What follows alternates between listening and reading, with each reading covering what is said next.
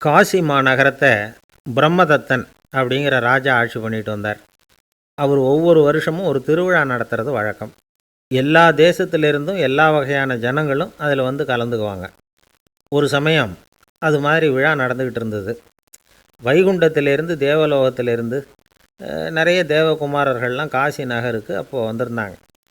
அதில் முக்கியமாக ஒரு 4 தேவகுமாரர்கள், அந்த 4 பேரையும் சுற்றி ஏகப்பட்ட கூட்டம். அப்படி என்ன விசேஷம் அவங்கக்கிட்ட அப்படின்னா, மற்றவங்கள விட அவங்க முகம் அழகாக இருந்ததா அப்படி பார்த்தா அப்படியும் இல்லை. அவங்க அணிஞ்சிருந்த மலர் மாலைகள் தான் அதுக்கு காரணமாக. அந்த மலர்கள்லேருந்து அப்படி ஒரு அபூர்வமான நறுமணம். இதுக்கு முன்னாடி இப்படி ஒரு நறுமணத்தை அந்த ஊர் ஜனங்க அனுபவிச்சதே இல்லை. அதுதான் அந்த 4 பேரையும் சுற்றி கூட்டம். எல்லாரும் கேள்வி கேட்க ஆரம்பித்தாங்க. உடனே அந்த 4 தேவகுமாரர்களும் எல்லாருக்கும் தெரியும்படியாக வானத்தில் எழும்பி கொஞ்சம் உயரமாக நின்றுக்கிட்டாங்க. கீழே நின்றுக்கிட்டு இருந்த அரசன்லேருந்து ஆண்டி வரைக்கும் ஒருத்தர் பாக்கி இல்லாமல் ஒரே குரலில் எல்லாரும் அவங்கள பார்த்து, எங்களுக்கும் இது மாதிரி மாலையை போட்டுக்கணும்னு ஆசையாக இருக்குது, அதுக்கு நீங்கள் தான் அருள் பண்ணணும் அப்படின்னு கேட்டுக்கிட்டாங்க. மாலை போட்டுக்கிறதுனா எல்லாருக்கும் ஆசையாக தானே இருக்கும். அந்த 4 தேவகுமாரர்களில் ஒருத்தர் புத்தர் பிரான். அவர் சொன்னார், பூலோகவாசிகளே, நான் சொல்கிறத கொஞ்சம் பொறுமையாக கேளுங்க. கக்காரு அப்படிங்கிற கற்பக விருட்சத்தின் மலர்களால் தொடுக்கப்பட்டது இந்த மாலை. இதுக்கு நிறைய சக்தி உண்டு. எந்த காலமும் இது வாடாது, வாசனையும் குறையாது. ஆனால் இதை அணிந்து கொள்கிறதுக்கு சில தகுதிகள் தேவை அப்படின்னார். என்ன தகுதி அது சொல்லுங்களேன் அப்படின்னு ஏக காலத்தில் எல்லாரும் சத்தம் போட்டாங்க. தீய இயல்புகள் உள்ளவங்க, இழிந்த சிந்தனை, இழிந்த செயல் உள்ளவங்க இந்த மாலையை அணிய முடியாது அப்படின்னார். அவ்வளோதான். கூட்டத்தில் சத்தம் போட்டவங்கள்லாம் மெதுவாக அப்படி அடங்க ஆரம்பிச்சிட்டாங்க. இன்னொரு தேவகுமாரன் சொன்னார், அடுத்தவங்க பொருளை அபகரிக்காதவன், அடுத்தவங்களுக்கு கெடுதல் பண்ணக்கூடிய பொய் பேசாதவன், பேராசையினால் கெட்ட வழியில் பொருள் ஈட்ட நினைக்காதவன் இந்த மாலையை போட்டுக்கலாம் அப்படின்னார். கூட்டத்திலிருந்து யாரும் முன்னுக்கு வரல. ஒரே ஒரு ராஜகுரு மட்டும் கொஞ்சம் முன்னாடி வந்தார். பெரியவர், படித்தவர். அவர், எனக்கு தகுதி இருக்குது அந்த மாலையை போட்டுக்கிறதுக்கு அப்படின்னார். வேறு ஒன்றும் இல்லை, பொய் சொல்லியாவது அந்த மாலையை வாங்கிக்குவோமே அப்படின்னு முடிவு பண்ணிட்டார் அவர். அவ்வளோதான், மாலையை வாங்கிட்டார். அடுத்த தேவகுமாரன் பேசினார். யாருக்கு திடமான அறிவும் மனமும் இருக்குதோ, யாருக்கு நல்ல காரியங்களில் அசையாத ஈடுபாடு இருக்குதோ, நல்ல அரிய பொருள்களை தனியாக தான் மட்டும் அனுபவிக்க விரும்பாதவர் யாரோ அவர் முன்னாடி வந்து இந்த மாலையை வாங்கிக்கலாம் அப்படின்னார். அந்த தகுதியும் எனக்கு இருக்குன்னார் ராஜகுரு. மாலையை வாங்கி போட்டுக்கிட்டார். இன்னொரு ராஜகுமாரன் பேச ஆரம்பித்தார். அறநெறியில் செல்வம் சேர்க்கணும், ஆடம்பர பொருள்களுக்கு அடிமையாகக்கூடாது, வெற்றி அடைஞ்சாலும் கர்வம் வரக்கூடாது, அப்படிப்பட்டவங்க இந்த மாலையை போட்டுக்கலாம்னார். துணிஞ்சு பொய் சொல்லி அதையும் வாங்கி கழுத்தில் போட்டுக்கிட்டார் இந்த ராஜகுரு. இன்னொரு ராஜகுமாரன் சொன்னார், சான்றோர்களை நிந்திக்காதவங்க, புறம் பேசாதவங்க இந்த மாலையை போட்டுக்கலாம்னார். அதையும் வாங்கி போட்டுக்கிட்டார். திருவிழா முடிஞ்சுது, எல்லோரும் திரும்பி போயிட்டாங்க. மறுநாள் ராஜகுரு 4 மாலைகளையும் போட்டுக்கிட்டு ராஜசபைக்கு வரார். வந்தவர் ரொம்ப அவஸ்தையோடு வர்றார். மாலையெல்லாம் வாடி போயிட்டுது, வாசனை எதுவும் கிடையாது. அது மட்டும் இல்லை, அவருக்கு கடுமையான தலைவலி வேறு வந்துட்டுது. துடிச்சு போயிட்டார். மாலையை கழட்டவும் முடியல. ஜனங்கள்லாம் அவரை பார்த்து சிரிக்க ஆரம்பிச்சிட்டாங்க. என்னத்துக்கு ஆசைப்படணும், ஏன் இப்படி கஷ்டப்படணும் அப்படின்னு. ராஜா பார்த்தார். மறுபடியும் விழாவுக்கு ஏற்பாடு பண்ணினார். தேவகுமாரர்கள்லாம் வந்தாங்க. ராஜகுரு வந்தார். மக்கள் முன்னிலையில் அவங்க காலில் விழுந்தார், மன்னிப்பு கேட்டுக்கிட்டார். இந்த மாலையை போட்டுக்கிற தகுதி எனக்கு இல்லை. தகுதி இல்லாத ஒருத்தன் தகாத தகுதியை பொய் மூலம் பெறணும்னு ஆசைப்படுறாங்களே, அவங்களுக்கெல்லாம் என்னுடைய தண்டனை ஒரு எச்சரிக்கையாக இருக்கட்டும்னார். அதுக்கப்புறம் தேவகுமாரர்கள் அவர் கழுத்தில் இருக்கிற மாலையை கழட்டினாங்களாம். அந்த மாலைகளும் பழையபடி மனம் கொடுக்க ஆரம்பிச்சுட்டு தான். இதுலேருந்து நாம் தெரிஞ்சுக்க வேண்டியது என்னென்னா, நமக்கு தகுதி இல்லாத ஒரு கௌரவம் நம்மக்கிட்ட தானாக வந்தால் கூட அதை வந்து தவிர்த்து விடுறது தான் நல்லது. அதுதான் புத்திசாலித்தனம். ஒருத்தர் வந்தார். சார், எங்கள் இலக்கிய மன்ற விழாவுக்கு நீங்கள் வந்து தலைமை தாங்கணும்னார். உடனே இவர் சொன்னார், பேச்சாளர், சார், இலக்கியத்தை பற்றி பேசுகிற தகுதி எனக்கு இல்லையே அப்படின்னார். உடனே அவர் கூப்பிட வந்தவர் சொன்னார், அந்த தகுதி உங்களுக்கு இல்லைங்கிறது எங்களுக்கும் தெரியும் சார், அதனால தான் உங்களை தலைமை தாங்க கூப்பிட்றேன் அப்படின்னார். அது சரி, தலைமைன்னா அதுக்கு இவர் என்ன தான் அர்த்தம் பண்ணுறாருன்னு தெரியல. எது ரொம்பவும் கஷ்டமான காரியம் அப்படின்னு கேட்டார் ஒருத்தர். ஒருத்தருக்கு ஒருத்தர் சண்டை போடாமல் இருக்கிறது தான் ரொம்ப கஷ்டமான காரியம் அப்படின்னு தோணுது. ஒரு நாட்டுக்கும் இன்னொரு நாட்டுக்கும் சண்டை, நாட்டுக்குள்ளேயே ஒரு குரூப்புக்கும் இன்னொரு குரூப்புக்கும் சண்டை. ஏன் சண்டை போட்டுக்கிறீங்கன்னு கேட்டு பாருங்கள். நாங்கள் சமாதானத்துக்காக தான் சண்டை போட்டுக்கிறோம் அப்படிம்பாங்க. வாழறதுக்காக பிறந்த மனுஷன் லட்சியத்துக்காக உயிரை விட தயார் அப்படின்னு சொல்லிகிட்டு இருப்பான். அப்படி உயிரை விடுறவங்கள நாமளும் பாராட்டுவோம். ஆனால் ஒன்றுமில்லாத விஷயங்களுக்கெல்லாம் சண்டை போடுறவங்களெல்லாம் அப்படிப்பட்டவங்களையும் சரி உயிரை விடுறவங்களையும் சரி என்னென்னு சொல்கிறது, யுத்தங்களாலேயும் சண்டைகளாலேயும் நாம் அடையிறது என்னங்கிறது ஒரு பக்கம் இருக்கட்டும், இழக்கிறது என்ன தெரியுமா? ஏராளமான உயிர்கள். ரத்தம் சிந்துறதுக்கு நான் தயார் அப்படின்னு மார்தட்டி சொல்லலாம். ஆனால் ரத்தம் சிந்தினா உயிர் காத்துக்கிட்டு இருக்க தயார் இல்லை. அதாவது உயிர் நமக்காக காத்துக்கிட்டு இருக்க தயார் இல்லை.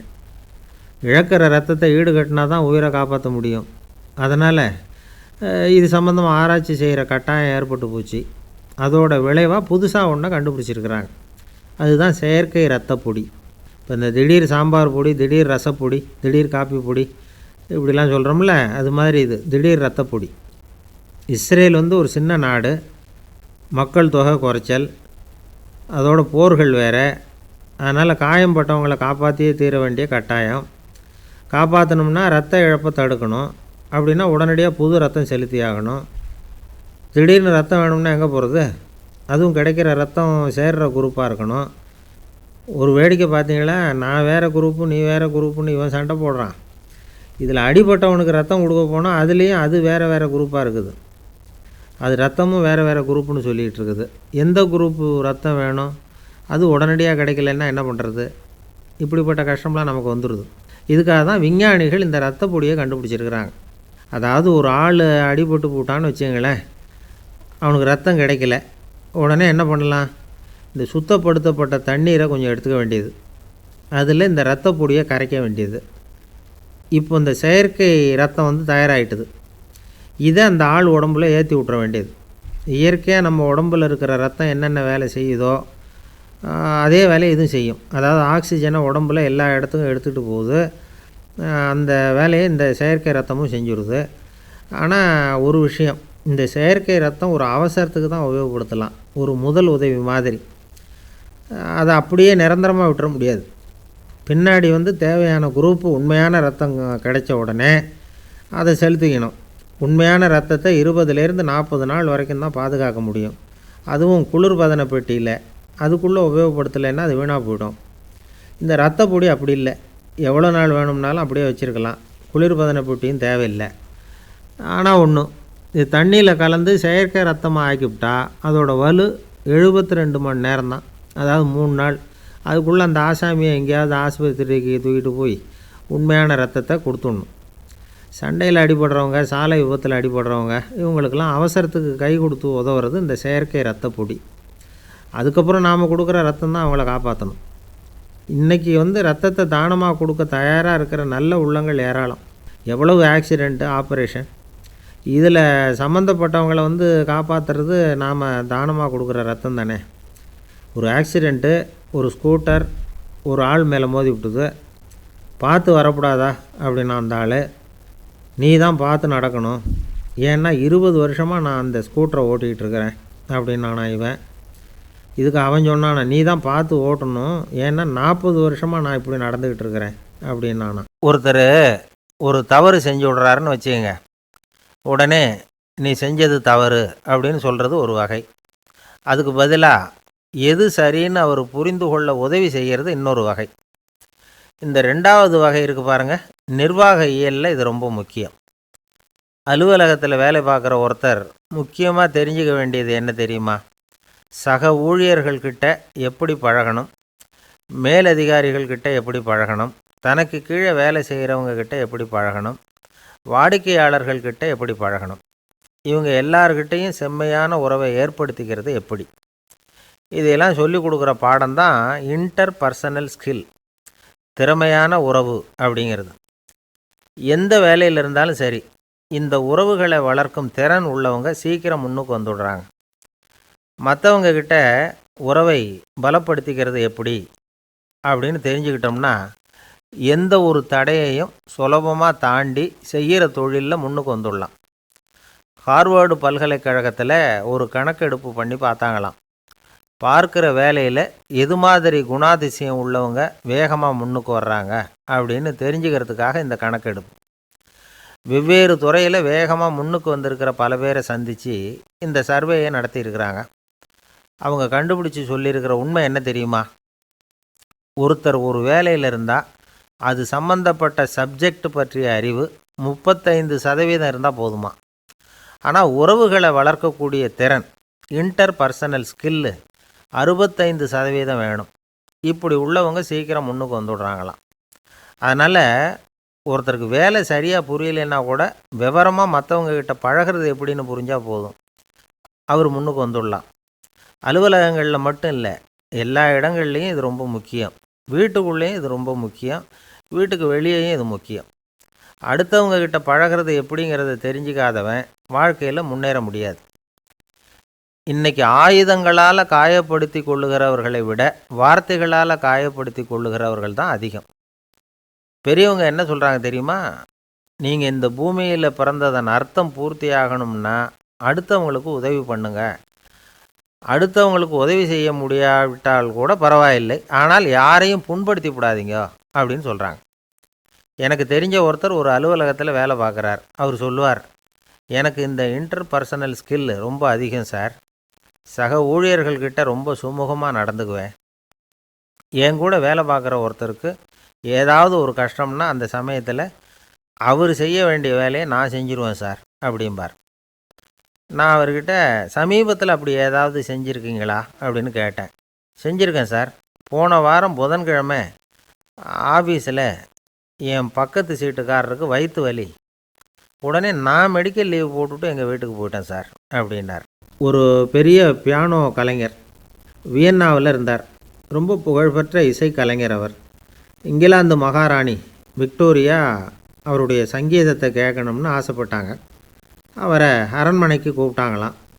பியானோ வாசிக்க சொல்லி கேட்டாங்களாம். இவரும் ரொம்ப பிரமாதமாக வாய்ச்சி காட்டியிருக்கார். உடனே பாராட்டி பரிசுகள்லாம் கொடுத்து அனுப்புனாங்களாம். அந்த இசையை கேட்குறதுல அரசிக்கு ரொம்பவும் ஆர்வம் உண்டு. அதனால் அதுக்கப்புறமும் அந்த கலைஞர் அடிக்கடி அரண்மனைக்கு வர வேண்டிய அவசியம் ஏற்பட்டது. ஏன்னா அரசி கூப்பிட ஆரம்பித்தாங்க. இவர் போகணும், அங்கே இசை நிகழ்ச்சி நடத்தணும். இவர் அங்கே பாடி வாசிக்கிறது உண்டு. ஒரு தடவை மகாராணி அவரை பார்த்து, உங்கள் நாட்டு தேசிய கீதம் பாடுங்களேன் அப்படின்னு கேட்டாங்களாம். உடனே அவர் தன்னுடைய நாடான ஆஸ்திரியாவின் தேசிய கீதத்தை பாடியிருக்கிறார். அவர் பாட ஆரம்பித்த உடனே மகாராணி எழுந்திரிச்சு நின்னாங்களாம். அதுக்கு மரியாதை செலுத்துகிற நோக்கத்தோடு பாட்டு முடிகிற வரைக்கும் அப்படியே நின்றுக்கிட்டு இருந்தாங்களாம். இதுதான் அந்த அரசியினுடைய பெருந்தன்மை. அதாவது நாட்டுப்பற்றுங்கிறது அந்த அளவுக்கு அப்படி இருக்கணும். இப்படி ஒரு அரசியே நம்ம நாட்டு தேசிய கீதத்துக்கு எழுந்திரிச்சு நின்று மரியாதை செலுத்துகிறாங்க அப்படிங்கிறத புரிஞ்சிக்கும் பொழுது அந்த முதிய கலைஞரின் மகிழ்ச்சிக்கு அளவே இல்லையாம். அதுக்கப்புறம் அந்த பியானோ கலைஞர் ஒரு நாள் தன்னுடைய நண்பர் ஒருத்தர்கிட்ட பேசிக்கிட்டு இருந்தாராம். அப்போ சொன்னாராம், மகாராணியார் எனக்கு எவ்வளவோ பரிசுகள்லாம் கொடுத்துருக்குறாங்க. ஒரு தடவை எனக்கு வைரக்கல் பதித்த அணி ஒன்றை கூட பரிசாக கொடுத்தாங்க. ஆனால் அதை விட உயர்ந்த விலை மதிக்க முடியாத அணி என்ன தெரியுமா? நான் என்னுடைய நாட்டு தேசிய கீதத்தை நான் பாடுறப்போ அவங்க எழுந்திரிச்சு நின்று மரியாதை செலுத்தினாங்களே, அதுதான் எனக்கு கிடைச்ச மிகப்பெரிய பரிசு அப்படின்னாராம். எனக்கு தெரிஞ்ச சங்கீத வித்வான் ஒருத்தர் இருக்கார். சமீபத்தில் ஒரு நாள் அவரை பார்த்தேன்.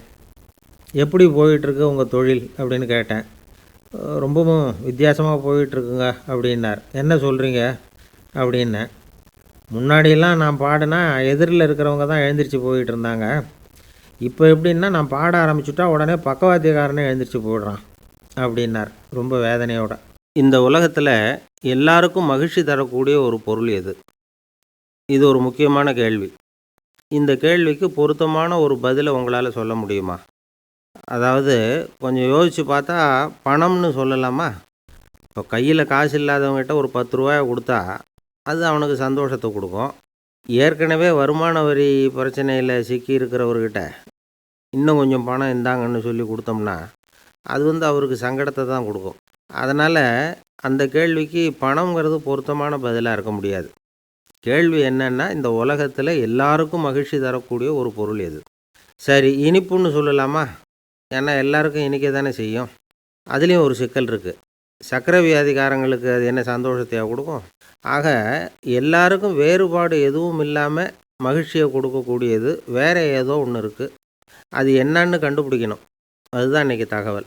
இப்போ அதை கண்டுபிடிக்கணும்னா இந்த கதையை கேட்கணும். அது என்ன கதைன்னா, ஒரு ஊரில் ஒரு ராஜா இருந்தார். அவருக்கும் இதே சந்தேகம் வந்துட்டுது. அதாவது எல்லாருக்கும் இன்பம் தரக்கூடிய பொருள் எது அப்படின்னு. இதுக்கு பதில் தெரிஞ்சுக்கிறதுக்கு ஆசைப்பட்டார். சரி, அதுக்கு என்ன செய்யலாம்னு யோசனை பண்ணார். நாட்டு மக்களுக்கு பகிரங்கமாக ஒரு அறிவிப்பு கொடுத்தார். நம்ம நாட்டு மக்கள் இன்பம் தரக்கூடிய பொருள் எதுன்னு நினைக்கிறாங்களோ அதை கொண்டுக்கிட்டு வந்து அரண்மனையில் உள்ள கண்காட்சி மண்டபத்தில் வைக்கலாம். அப்படி அவங்க வைக்கிற பொருள்களில் எது எல்லாருக்கும் இன்பம் தரக்கூடியதாக இருக்குமோ அதை வச்சவருக்கு 1000 பொற்காசுகள் பரிசு அப்படின்னு அறிவிப்பு கொடுத்துட்டார். ஜனங்கள் இந்த அறிவிப்பை கேட்டாங்க. அதுக்கப்புறம் சும்மா இருப்பாங்களா? 1000 பொற்காசுன்னா சும்மாவா? அவங்க கையில் என்னென்ன கிடைச்சிதோ அதையெல்லாம் கொண்டாந்து அரண்மனை காட்சி மண்டபத்தில் வச்சுட்டாங்க. அதுக்கப்புறமா ராஜா அங்கே வந்தார். ஒவ்வொன்றா பார்த்துக்கிட்டே வந்தார். முதல்ல ஒரு குயில் இருந்தது, இனிமையாக பாடக்கூடிய குயில். இந்த குயிலோட இன்னிசை எல்லாருக்கும் இன்பம் தரக்கூடியது தான். இருந்தாலும் காது கேட்காதவங்களுக்கு இந்த இசை எப்படி இன்பம் தர முடியும்? அதனால் இது சரியில்லைன்னு விட்டார். அடுத்தபடியாக போனார். அங்கே என்ன வச்சுருக்குறாங்கன்னு பார்த்தா ஒரு அழகான மயில் அங்கே தோகை விரித்து ஆடிக்கிட்டு இருக்குது. இந்த மயிலோட ஆட்டம் மனசுக்கு இன்பம் தரக்கூடியது தான். இருந்தாலும் பார்வை இல்லாதவங்க இந்த ஆட்டத்தை பார்த்து ரசிக்க முடியுமா? முடியாது. அதனால் இதுவும் சரியில்லை அப்படின்னு சொல்லிவிட்டார். அதுக்கு அடுத்தபடியாக போனார். பல வகையான இனிப்பு பண்டங்களை வச்சுருந்தாங்க. பார்த்தார், வயசானவங்களுக்கும் நோயாளிகளுக்கும் இது இன்பம் தராது, துன்பம் தான் கொடுக்கும் அப்படின்னார். இப்படி ஒவ்வொன்றா பார்த்துக்கிட்டே போகிறார். அழகான மலர்கள், கனிகள், ஓவியங்கள் எதுவுமே பொருத்தமாக தெரியல. சகல பேருக்கும் இன்பம் தரக்கூடிய வகையில் எதுவும் இல்லை. கடைசியாக வந்தார். அங்கே ஒரு களிமண் பொம்மை இருந்தது. அது என்ன பொம்மை தெரியுமா? பசியால் வாடி இருக்கிற ஒருத்தருக்கு ஒரு அம்மா இனிமையாக பேசிக்கிட்டு சோறு போடுறது மாதிரி அந்த பொம்மையை செஞ்சுருந்தாங்க. அதுக்கு கீழே அன்பு அப்படின்னு எழுதியிருந்துதான். ராஜா பளிச்சுன்னு ஒரு முடிவுக்கு வந்தார். அந்த பொம்மையை செஞ்ச சிற்பியை வரவழைச்சார், பரிசு கொடுத்தார்.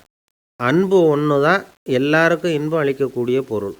காது கேட்காதவங்களும் அதை கேட்க முடியும், பார்வை இல்லாதவங்களும் அதை பார்க்க முடியும், குழந்தைகளும் அதை உணர முடியும் அப்படின்னு அதுக்கு விளக்கம் கொடுத்தார் அந்த மன்னர். இந்த உலகத்தில் எல்லாருக்கும் மகிழ்ச்சி தரக்கூடிய ஒரு பொருள் அன்பு தான். அதை புரிஞ்சுக்கிட்டு தான் சில கணவன்மார்கள் மனைவி பேரில் ரொம்ப அன்பை காட்டிக்கிறது வழக்கம். ஒரு வீட்டு வாசப்படி பக்கமாக மழைக்கு ஒதுங்கினார் ஒருத்தர். மழை தூரிக்கிட்டு இருந்தது, இருட்டு நேரம். அந்த வீட்டில் இருந்தவர், இன்றைக்கி ராத்திரி வேணும்னா இங்கேயே தங்கிட்டு காலையில் போங்க அப்படின்னார். உடனே இவர் சொன்னார், ரொம்ப நன்றிங்க, ஒரு 10 நிமிஷத்தில் இதை வந்துவிடுறேன் அப்படின்னு சொல்லிவிட்டு எங்கேயோ ஓடினார். 10 நிமிஷம் கழித்து திரும்பி வந்தார். ஆமாம், எங்கே போயிட்டு வந்தீங்கன்னு கேட்டார் வீட்டில் இருந்தவர். நேராக எங்கள் வீட்டுக்கு போய் மனைவி கிட்ட இன்றைக்கி ராத்திரி இங்கேயே தங்கிக்கிறேன்னு சொல்லிவிட்டு வந்துவிட்டேன் அப்படின்னார் அவர். அன்பில் இது ஒரு ரகம். ஒரு காடு, நல்ல மரம்லாம் செழிச்சு இருந்தது. அப்படிப்பட்ட காட்டில் ஒரு சாது இருந்தார். அவர் எப்படின்னா எப்பவும் ஒரு மரத்தடியில் உட்காந்துருப்பார். ஏன்னா அவருடைய இருப்பிடமே அதுதான். அவர் என்ன பண்ணுவார், 3 கல் வச்சுருந்தார். செங்கல் மாதிரி இருக்கும், ஆனால் அதை விட கொஞ்சம் பெருசாக இருக்கும். எதுக்கு அந்த 3 கல்லுன்னா அதுதான் அவருடைய படுக்கை. அதாவது தூங்குறப்ப ஒரு கல்லை தலைக்கு கீழே வச்சுக்குவார், இன்னொரு கல்லை இடுப்புக்கு கீழே வச்சுக்குவார், இன்னொரு கல்லை காலுக்கு கீழே வச்சுக்குவார். உடம்பை அப்படியே ஒரு தகட்டால் மூடிக்குவார், அப்படியே தூங்கி போடுவார். மழை பெய்யுதுன்னு வச்சுங்க, அவர் உடம்பு 3 கல் மேலே இருக்குதா, அதனால் தண்ணி அடியில் ஓடி போடும், உடம்பு நனையாது. மேலே தகடு இருக்கிறதுனால மழையும் உடம்புல படாது. அவர் தூக்கமும் கெடாது, நிம்மதியாக தூங்குவார். பகலில் அந்த 3 கல்லையும் ஒரு சேர ஒரு அடுப்பு மாதிரி வச்சு அது மேலே உட்காந்துக்குவார். அதனால் பாம்பு பூச்சி எதுவும் அவரை தொந்தரவு பண்ணுறதில்ல, அது பாட்டுக்கு நகர்ந்து போயிடும். அவர் பாட்டுக்கு நிம்மதியாக இருப்பார். யாராவது எதையாவது கொண்டுகிட்டு கொடுத்தா அதை வாங்கி சாப்பிடுவார், அவ்வளவுதான். ஒரு நாள் அந்த நாட்டு அரசன் காட்டுக்கு வேட்டையாட வந்தான். அந்த வழியாக வந்தப்போ இந்த சாது படுத்துருக்கிறத பார்த்தான், பரிதாபப்பட்டான். ஐயோ பாவம், இவர் இப்படி இந்த கல் மேலே உடம்பை வச்சுக்கிட்டு தூங்குறாரே, என்ன பாடுபடுவார், இவரை நாம் அரண்மனைக்கு அழைச்சிட்டு போய் சுகமாக நிம்மதியாக இருக்கிறதுக்கு வழி செஞ்சு கொடுப்போம், அது ரொம்ப நல்லாயிருக்கும் அப்படின்னு நினச்சான். அப்படி நினச்சிக்கிட்டே அரண்மனைக்கு வந்துட்டான். அதுக்கப்புறம் ஒரு பல்லக்கையும் 2 சேவகர்களையும் காட்டுக்கு அனுப்பி அந்த சாதுவை மெதுவாக இங்கே அழைச்சிட்டு வந்துருங்க அப்படின்னு சொல்லி அனுப்பி வச்சான். இவங்க போய் அவர்கிட்ட விவரத்தை சொன்னாங்க. எனக்கு என்னத்துக்கு அரண்மனை வாசம் அப்படின்னார். இருந்தாலும் மன்னர் உத்தரவு, நீங்கள் அவசியம் வரணும் அப்படின்னாங்க இவங்க. சரின்னு சொல்லிவிட்டு வேறு வழி இல்லாமல் புறப்பட்டார். புறப்படும் பொழுது என்ன பண்ணாருன்னா, மறக்காமல் அந்த 3 கல், ஒரு தகடு அதையும் எடுத்து பல்லக்கில் வச்சுக்கிட்டார். என்னத்துக்கு இதையெல்லாம் எடுத்து வைக்கிறாரு அப்படின்னு சொல்லி அவங்க யோசனை பண்ணாங்க. இருந்தாலும் அதை பற்றி ஒன்றும் கேட்கல. பேசாமல் அவரை அழைச்சிட்டு போய் அரண்மனையில் விட்டுட்டாங்க. அரசன் ஓடி வந்தான், வரவேற்றான், அறுசுவை உணவு படைத்தான். அவர் படுக்கிறதுக்கு தங்க கட்டில், பட்டு மெத்தை, இப்படி எல்லாம் ஏற்பாடு பண்ணி வச்சான். இங்கே படுத்து ஓய்வு எடுத்துக்குங்க அப்படின்னு சொல்லிவிட்டு அவன் பாட்டு போயிட்டான். மறுநாள் காலையில் வந்து பார்க்குறான், சாது படுத்துருக்கிறார். எப்படி தெரியுமா? அந்த பட்டு மெத்தை மேலே 3 கல்லையும் வச்சு வழக்கம் போலவே அது மேலே படுத்துருக்கிறார். அதுக்கு மேலே தகடு. அரசன் பார்த்துட்டு அதிர்ச்சி ஆகிட்டான். என்ன சுவாமி இப்படி அப்படின்னா, சாது சொன்னார், எனக்கு தேவையும் இல்லை குறையும் இல்லை, எல்லா இடத்துலையும் எனக்கு ஒரே மகிழ்ச்சி தான் அப்படின்னார். மகிழ்ச்சிங்கிறது தங்க கட்டிலேயோ பட்டு மெத்தையிலேயோ இல்லை, அது மனசில் இருக்கிற ஒரு விஷயம். உண்மையான மகிழ்ச்சிக்கு வழி மனப்பக்குவம் அப்படிங்கிறது அந்த அரசனுக்கு புரிஞ்சுதான். இந்த காலத்தில் ஒரு சாமியார், அவரை தேடி ஒரு சீடன் வந்தான். என்னாச்சு தெரியுமா? சுவாமி, எனக்கு நிம்மதி வேணும், அதுக்கு என்ன வழின்னு கேட்டான். சாமியார் நிமிர்ந்து பார்த்தார். அப்புறம் சொன்னார், நீ ஏகப்பட்ட பேர்கிட்ட கடன் வாங்கியிருக்கிற, அதையெல்லாம் திருப்பி கொடுத்தா தான் உனக்கு நிம்மதி கிடைக்கும்னார். இவனுக்கு ஆச்சரியம். அது எப்படி சாமி, அவ்வளவு கரெக்டாக நான் கடன் வாங்கினதை கண்டுபிடிச்சிங்க அப்படின்னா, உனக்கு கடன் கொடுத்து சாமியாராக போனதே நான் தான்ப்பா, அதனால தான் இந்த கதிக்கு வந்தேன். என்கிட்டயே நிம்மதிக்கு வழி கேட்குறிய, அதுதான்டா வேதனை அப்படின்னாராம் அவர். ஒரு தீக்குச்சி தீப்பெட்டியை பார்த்து கேட்டுதான், நாம் 2 பேரும் தானே உரசிக்கிறோம், ஆனால் நான் மட்டும் தீப்பிடிச்சி எரிஞ்சு போகிறேன், நீ அப்படியே இருக்கிறிய அப்படின்னு தான். அதுக்கு தீப்பெட்டி சொல்லியிருக்குது, உனக்கு தலையில் கணம் இருக்குது, அதனால் அழிஞ்சு போகிற அப்படின்னு தான். எப்படி இருக்கு பாருங்கள் இந்த பதில். தலையில் கணம் உள்ளவங்க யாருமே சரியாக இருக்க முடியாது. எவ்வளவு பெரியவங்களாக இருந்தாலும் சரி, ரொம்ப கஷ்டம்தான் அது. கர்வம்ங்கிறது கூடவே கூடாது. இதை விளக்கிறதுக்கு மகான் ஒருத்தர் ஒரு சம்பவத்தை சொல்கிறார். அர்ஜுனன் தீர்த்த யாத்திரை பண்ணானா. அப்போது தென்னிந்தியாவுக்கு வந்திருக்கிறான். ராமேஸ்வரத்துக்கு போனப்போ அங்கே இலங்கைக்கு கல்லுலாம் அடுக்கி போடப்பட்டிருந்த பாலத்தை பார்த்தானா. ஒரு சின்ன குரங்கு அதுக்கு பக்கத்தில் விளையாடிக்கிட்டு இருந்திருக்கு. அதை பார்த்துட்டு அர்ஜுனன் சிரிச்சிருக்கான். ஏன் சிரிக்கிறேன்னு கேட்டிருக்கு அந்த குரங்கு. ராமன் மிகச்சிறந்த வில் வீரன், அப்படி இருக்கிறப்போ அவன் இலங்கைக்கு அம்புகளாலேயே ஒரு பாலம் கட்டியிருக்கலாம். அதை விட்டுட்டு போயும் உன்ன மாதிரி குரங்குகளை துணையாக வச்சுக்கிட்டு இப்படி ஒரு கருங்கல் பாலத்தை கட்டியிருக்கிறானே அப்படின்னு நானா. அம்புகளால் பாலம் கட்ட முடியுமா அப்படின்னு கேட்டு தான் குரங்கு. ஏன் முடியாது, என்னால் முடியுமேன்னு இருக்கான் அர்ஜுனன். அம்பால் பாலம் கட்டலாம், இருந்தாலும் என்ன மாதிரி குரங்குகள் ஏறி நடந்தால் அது தாங்குமா? அதனால தான் ராமர் கருங்கல் பாலமே கட்டினார் அப்படின்னுது குரங்கு சொல்லிச்சான். அப்படியே சொல்கிற, நான் வேணும்னா இப்போ அம்புகளாலேயே ஒரு பாலத்தை கட்டுறேன், நீ அது மேலே ஏறி நடந்து பார். பாலம் விழுந்துட்டுதுன்னா நான் தீ மூட்டி அதில் குதித்து உயிர் தியாகம் பண்ணி விட்றேன் அப்படின்னு நான் ரொம்ப கோபமாக. உடனே அந்த சின்ன குரங்கு பெரிய உருவம் எடுத்துட்டு தான் கையில் கதையோடு அர்ஜுனன் முன்னாடி நிற்கிறான் அனுமன். பார்த்தா, என்னுடைய தலைவர் ராமரையா இழிவாக பேசுகிற, நீ இப்போ பாலம் கட்டு, நான் என்னுடைய பலத்தை காட்டுறேன் அப்படின்னு அனுமன். அர்ஜுனன் தன்னுடைய காண்டிபத்தை எடுக்கிறான், சரமாரியாக அம்புகளை விடுறான். அதெல்லாம் ஒன்றோட ஒன்று கோத்துக்கிட்டு அப்படியே பாலம் மாதிரி நிற்கிது. அர்ஜுனன் தலை நிமிர்ந்து நின்னான். அனுமன் உயர கிளம்பி அங்கேருந்து பாலத்தில் பொத்துன்னு இறங்கினான். பாலம் அப்படியே நொறுங்கி போச்சு தூள் தூளாக. என்ன அர்ஜுனா, இப்போ என்ன செய்ய போகிற அப்படின்னா ஏளனமா. அர்ஜுனன் தலையை தொங்க போட்டுக்கிட்டான். சொன்னபடி தீ மூட்டி அதில் குதிக்கிறதுக்காக 3 தடவை சுற்றி வந்தான். அப்போது கிருஷ்ணர் அங்கே வந்தார். என்ன அர்ஜுனா, என்ன நடக்குது, என்ன இது அப்படின்னு ஒன்றும் தெரியாத மாதிரி கேட்டார். அர்ஜுனன் வாயை திறக்கிறதுக்கு முன்னாடி அனுமன் வாயை திறந்தான், நடந்ததை சொன்னான். அர்ஜுனன் சவால் விட்டபடி உயிர் திறந்தே ஆகணும்னு அனுமன். கிருஷ்ணர் யோசனை பண்ணார். நல்லது, இந்த சவால் விட்டதுக்கும் நடந்ததுக்கும் யார் சாட்சி? பெரிய ஒருத்தரை சாட்சியாக வச்சுக்கிட்டல்லவா நீங்கள் இந்த போட்டியை நடத்தியிருக்கணும் அப்படின்னார். அதனால் என்ன, இப்போ மறுபடியும் அந்த போட்டியை நடத்திவிட்டா போச்சு, என்னால் அந்த அம்பு பாலத்தை நொறுக்க முடியாதா அப்படின்னு அனுமன். சரி, இப்போ மறுபடியும் அது நடக்கட்டும்னார் கிருஷ்ணர். அர்ஜுனன் அம்பு பாலம் அமைச்சான். அனுமன் ஏறி குதிச்சான். பாலம் அசைஞ்சு கொடுக்கவே இல்லை, அவ்வளோ உறுதியாக இருக்குது. இப்போ அனுமன் தலையை குனிஞ்சிக்கிட்டான். அர்ஜுனன் நன்றியோடு நிமிர்ந்து பார்த்தான். கிருஷ்ணருடைய தோள்கள்லேயும் முதுகள்லேயும் ரத்தம். என்ன சுவாமி, என்ன நடந்ததுன்னு நான் பதறி போய், உன் அம்பு பாலத்தை நான் தான் முட்டு கொடுத்து தாங்கிக்கிட்டு இருந்தேன். அனுமன் குதித்தப்போ என் மேலே ஏற்பட்ட காயங்கள் இவை. பின்ன உன்னுடைய அம்பு பலத்தினாலேயா பாலம் நின்றுதுன்னு நினைக்கிற அப்படின்னாராம். முதல்ல அர்ஜுனன், அப்புறம் அனுமன், 2 பேருக்குமே கர்வ பங்கம் ஆயிட்டு தான். அதாவது அவங்கக்கிட்ட இருந்த கர்வம் போயிட்டுது. யாராக இருந்தாலும் கர்வம் கூடாதுங்கிறத இதிலேருந்து நாம் புரிஞ்சுக்கணும். இந்த காலத்தில் நாமெல்லாம் எந்த விஷயத்துக்கெல்லாம் கர்வப்பட்டுருக்கோம் தெரியுமா? 2 பெண்கள் தங்களுடைய கணவன்மார்களை பற்றி ரொம்ப பெருமையாக பேசிக்கிட்டாங்களாம். அதில் ஒரு அம்மா சொல்லியிருக்கு, என் வீட்டுக்காரர்கிட்ட எந்த சப்ஜெக்ட் கொடுத்தாலும் சரி அந்த விஷயத்தை பற்றி அழகாக 1 மணி நேரம் பேசுவார் அப்படின்னாங்களாம். உடனே இன்னொரு அம்மா, அது என்ன பிரமாதம், என் வீட்டுக்காரருக்கு சப்ஜெக்டே தேவையில்லை, விஷயமே இல்லாமல் நாள் பூரா பேசிக்கிட்டு இருப்பார் அப்படின்னாங்களாம். அளவுக்கு மிஞ்சினால் அமிர்தமும் நஞ்சு அப்படின்னு சொல்லுவாங்க. அது உண்மைதான். ஒருத்தருக்கு அளவுக்கு மீறிய புகழ் வந்துட்டுதுன்னு வச்சுங்க, அது கூட ஆபத்தாக போயிடுறது உண்டு. பழங்காலத்துல எல்லாம் கிரேக்க தேசத்தில் ஒரு பழக்கம் உண்டாம். அதாவது யாராவது ஒருத்தரை நாடு கடத்தணும்னா அதுக்கு ஒரு வழி உண்டு. அதாவது ஒருத்தரை நாடு கடத்தணும்னு மக்கள் விரும்புகிறாங்கன்னு வச்சுங்களேன், அவர் பேரை ஒரு மண்பாண்ட ஓட்டுச்சில்லில் எழுதி அதை ஒரு குறிப்பிட்ட பொது இடத்துல போட்டுற வேண்டியது, அவ்வளவுதான். இது மாதிரி பல பேர் போட்டுக்கிட்டே இருப்பாங்க. எல்லாம் அப்படியே குவிஞ்சு போயிடும். அந்த ஓட்டாஞ்சில்லு குவியலில் யாருடைய பேர் அதிகமாக இருக்குதோ அந்த நபரை ஒரு 10 ஆண்டுகள் நாடு கடத்தி விடுவாங்க. இது அந்த ஊர் வழக்கமாக. ஒரு நாள் அந்த குவியலுக்கு பக்கத்தில் ஒரு ஆள் நின்றுக்கிட்டு இருக்கிறான். அவன் கையில் ஒரு ஓட்டாஞ்சில்லு வச்சுருக்கிறான்.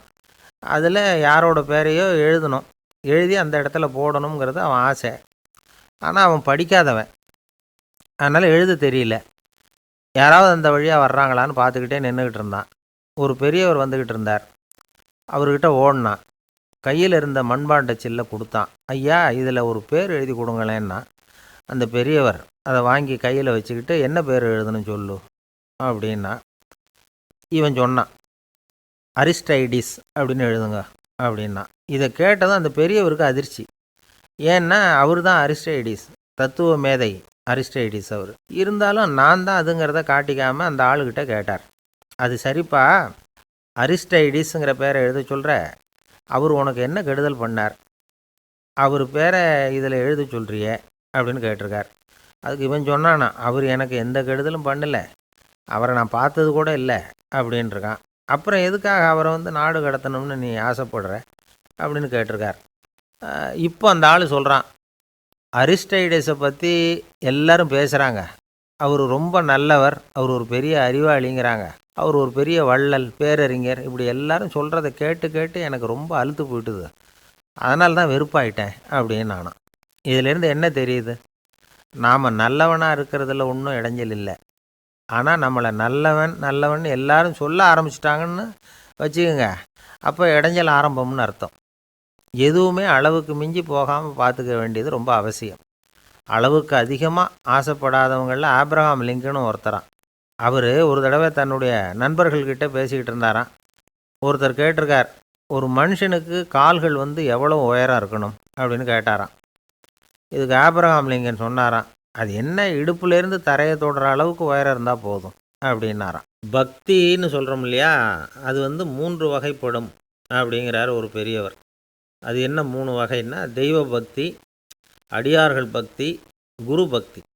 அடியார் பக்தியை விட தெய்வ பக்தியை விட குரு பக்தி தான் ரொம்பவும் சிறந்ததுங்கிறார் அவர். தெய்வத்துக்கிட்ட செஞ்ச பாவம் குருநாதர்கிட்ட தீர்ந்துருமா, குருநாதர்கிட்ட செஞ்ச பாவம் தெய்வத்துக்கிட்ட போனாலும் தீராதான். இப்படி பெரியவங்கள்லாம் சொல்லி வச்சுருக்கிறாங்க. ஒரு காடு, அங்கே அயோத தௌமியர் அப்படின்னு ஒரு தபோதனர், அவர் பல மாணவர்களை ஒன்றா சேர்த்து ஒரு குருகுலம் நடத்திக்கிட்டு இருக்கிறார். பல தரப்பட்டவங்க, பல திறப்பட்டவங்க மாணவர்கள் அதில் சேர்ந்து படிச்சுக்கிட்டு இருக்கிறாங்க. பாஞ்சால ராஜகுமாரன் ஒருத்தனும் அந்த குருகுலத்தில் சேர்ந்து படிச்சுக்கிட்டு இருக்கிறான். அவன் பேர் ஆருணி.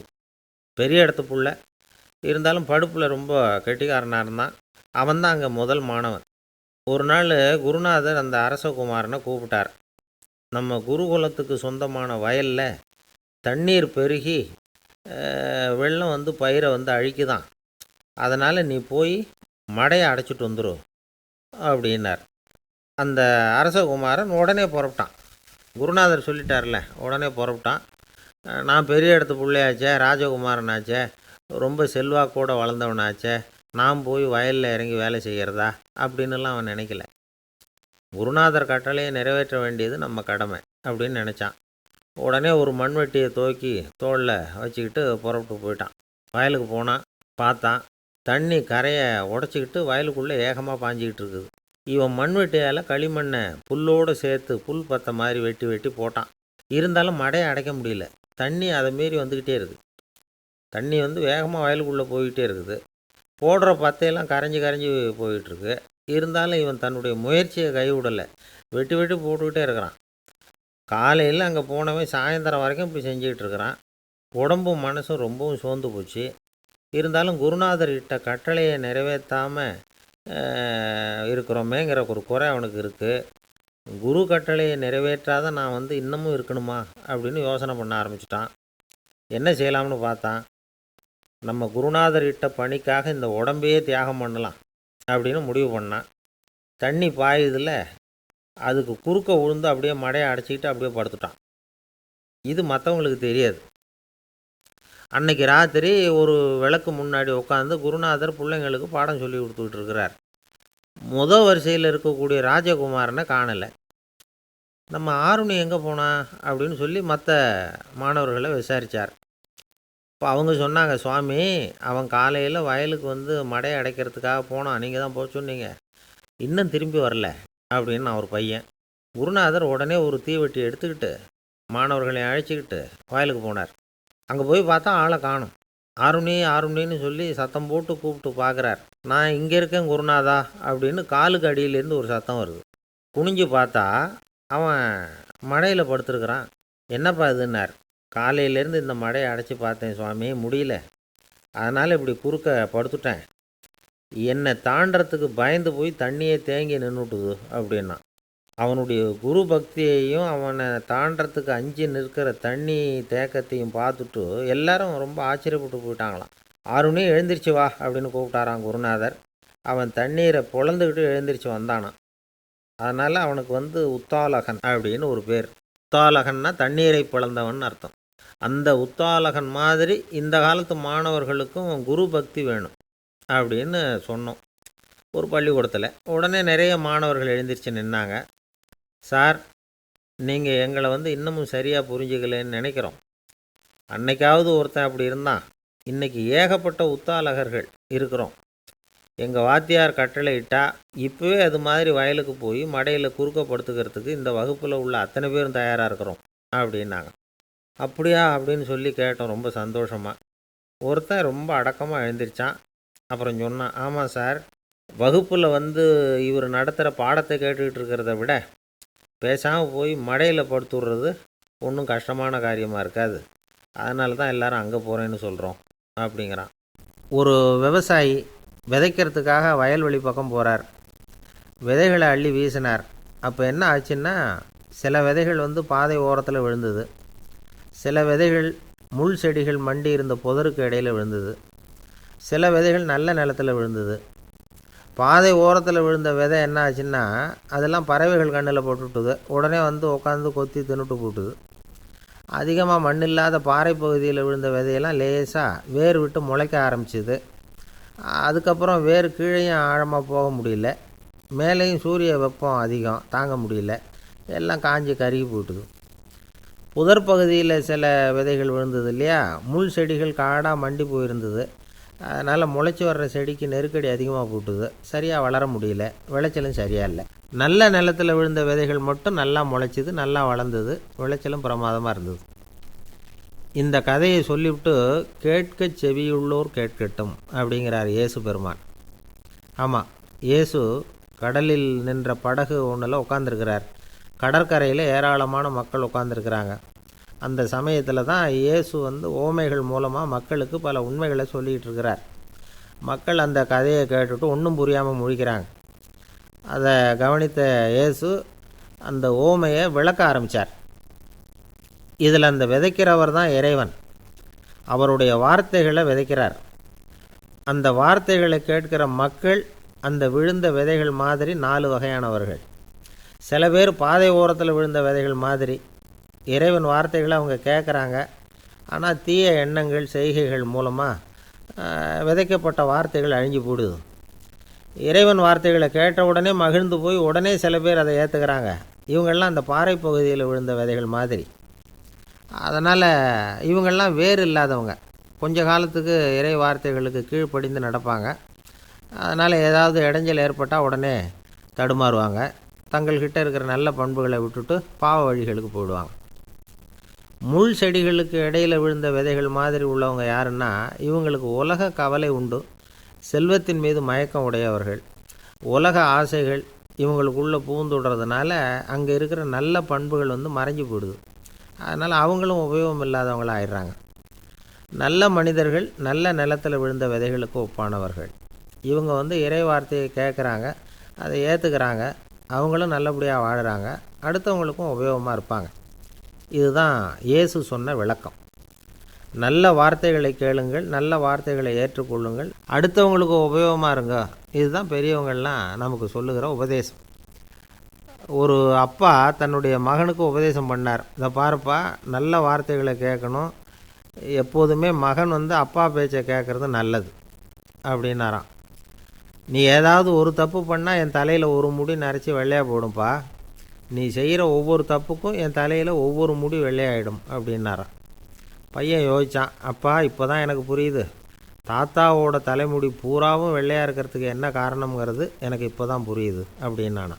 ஒரே ஒரு ஊரில் ஒரு ராஜா இருந்தார். அவர் பேரில் மக்களுக்கு ரொம்ப மரியாதை. அவ்வளவு நல்லா ஆட்சி புரிஞ்சுக்கிட்டு வந்தார். அவருக்கு வயசாகிட்டுது. அதனால் ஒரு நாள் அமைச்சரை கூப்பிட்டார். இதை பாருங்கள், எனக்கு வயசாகிட்டுது, அதனால் இந்த அரச பொறுப்பையெல்லாம் நீங்கள் ஏற்றுக்குங்க அப்படின்னார். அதுக்கப்புறம் ராணியை கூப்பிட்டார். வா, நாம் இனிமேல் இங்கே இருக்க வேணாம், காட்டுக்கு போய் தவம் பண்ணலாம் அப்படின்னு கூப்பிட்டார். இந்த செய்தி மக்களுக்கு அறிவிக்கப்பட்டது. மக்கள் உடனே கூட்டம் கூட்டமாக அரண்மனைக்கு வர ஆரம்பிச்சிட்டாங்க. மன்னரை போய் பார்க்குறாங்க.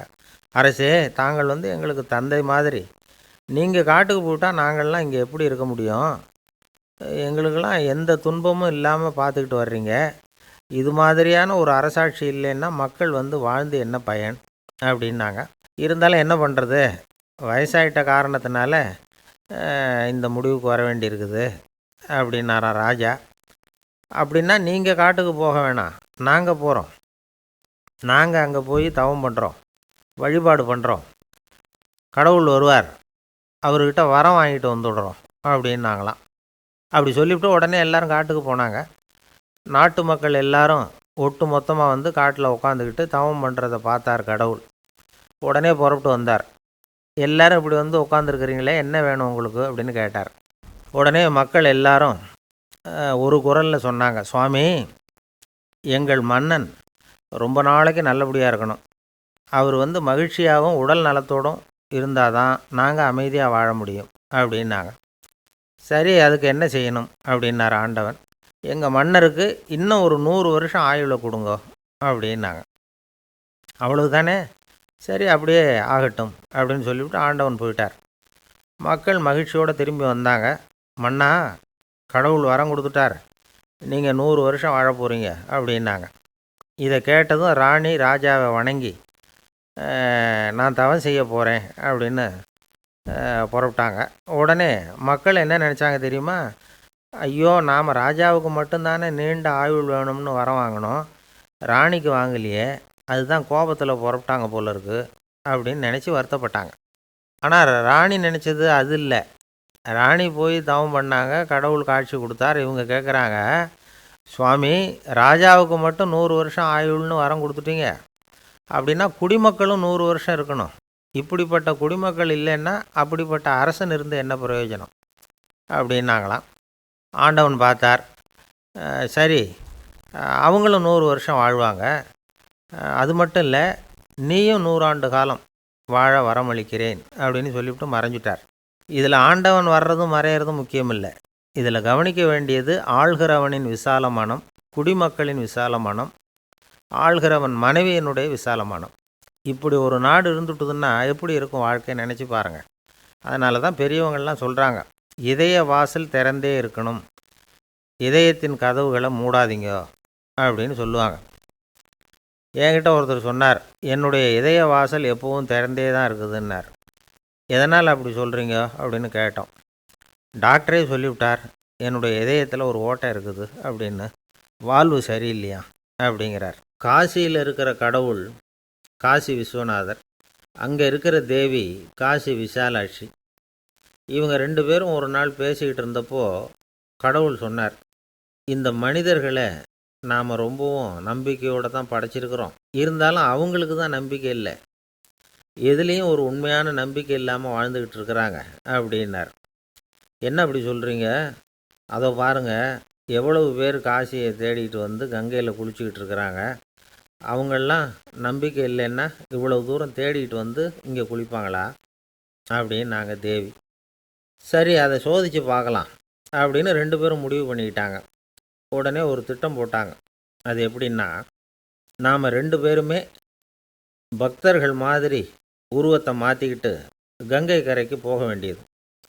நான் வந்து கங்கையில் இறங்கி குளிக்கிறேன், கொஞ்ச நேரத்தில் சுழலில் மாட்டிக்கிட்டது மாதிரி நடிக்கிறேன். நீ உடனே கரையிலிருந்து சத்தம் போடு, என்னோடய வீட்டுக்காரரை யாராவது காப்பாற்றுங்களேன் காப்பாற்றுங்களேன்னு சத்தம் போடு.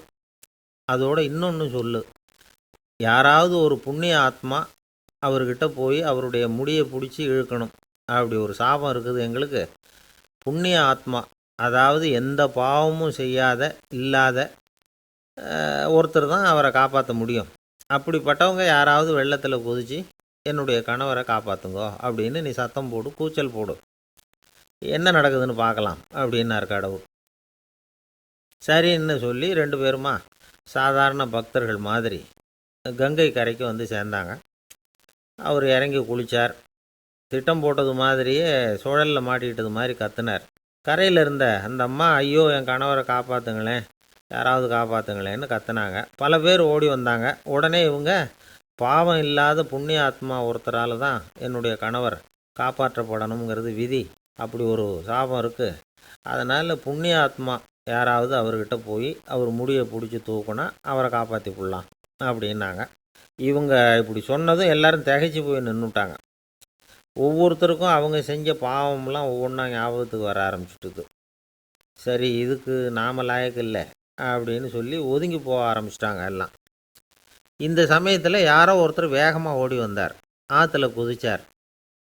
அவர்கிட்ட போனார், முடியை பிடிச்சார், தூக்குனார், அவரை காப்பாற்றி கரைக்கு கொண்டுட்டு வந்துட்டார். அப்படி காப்பாற்றின அந்த ஆளை இவங்க 2 பேரும் தனியாக கூப்பிட்டுக்கிட்டு ஒரு மண்டபத்துக்கு வந்துட்டாங்க. வந்து விசாரிக்கிறாங்க. நீ யாரப்பா அப்படின்னு கேட்குறாங்க. ஏதும் தெரியாத மாதிரி. நான் இந்த ஊர் அன்ன சத்திரத்தில் வேலை செய்கிற ஒரு சமையல்காரன் அப்படிங்கிறார். நீ வந்து கங்கையில் குளிக்கிறது உண்டான்னு கேட்டிருக்காங்க.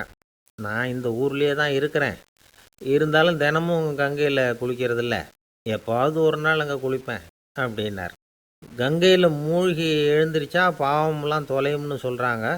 அப்படி இருக்கிறப்போ அங்கே இன்றைக்கி கங்கையில் குளிச்சுக்கிட்டு இருக்கிறவங்கெல்லாம் தங்களை வந்து புண்ணிய ஆத்மாவா நினைக்கல. கங்கையில் குளிக்காத நீ உன்னை வந்து புண்ணிய ஆத்மாவா நினச்சி என்னை காப்பாற்ற வந்திருக்கிற, அது எப்படி அப்படின்னு கேட்டார். அதுக்கு அந்த ஆள் சொல்கிறான், கங்கையில் குதித்ததுக்கு அப்புறம் தானே உங்களை காப்பாற்ற போகிறோம், அப்படி குதிக்கும் பொழுது என்னுடைய பாவம்லாம் போயிருக்கும்ல, நான் புண்ணிய ஆத்மாவாக ஆயிருப்பேனே, அதனால தான் துணிஞ்சு வந்து உங்களை காப்பாற்றினேன் அப்படின்னா. கடவுளும் தேவியும் அவனுக்கு வந்து காட்சி கொடுத்தாங்களாம். இப்படி ஒரு கதை உண்டு. அதாவது கங்கையில் குளிச்சுக்கிட்டு இருக்கிறவங்களுக்கே தங்களுடைய பாவம் போகுங்கிற நம்பிக்கை பரிபூர்ணமாக இல்லை, குளிக்காத ஒருத்தனுக்கு அந்த நம்பிக்கை இருந்தது. அதனால் அவனால் கடவுளை பார்க்க முடிஞ்சுது. கடவுளை வந்து நாமளும் பார்க்க முடியுமா முடியாதா அப்படிங்கிற குழப்பம்லாம் நமக்கு வேண்டியதில்லை. நம்பிக்கையோடு வாழணுங்கிற உண்மையை மட்டும் இந்த கதையிலேருந்து புரிஞ்சுக்கிட்டால் போதும். ஏன்னா இந்த கதையை கேட்டுட்டு ஒரு நண்பன் குதர்க்கமாக ஒரு கேள்வி கேட்டான். ஏன் சார், கங்கையில் குளித்தா பாவம் போயிடும்னு சொல்கிறீங்களே, நான் எனக்கு வேண்டாத ஒருத்தனை அழைச்சிட்டு போய் கங்கையிலேயே தள்ளி விட்டுட்டு அதுக்கப்புறம் அங்கேயே முழுக்க போட்டுட்டு நான் செஞ்ச பாவத்தை வந்து அதுலேயே கழுவி விட்டுட்டு மறுபடியும் உங்ககிட்ட வந்துடுறேன்னு வச்சுக்கோங்க, நீங்கள் என்னை வந்து புண்ணிய ஆத்மான்னு ஏற்றுக்குவீங்களா அப்படிங்கிறான்.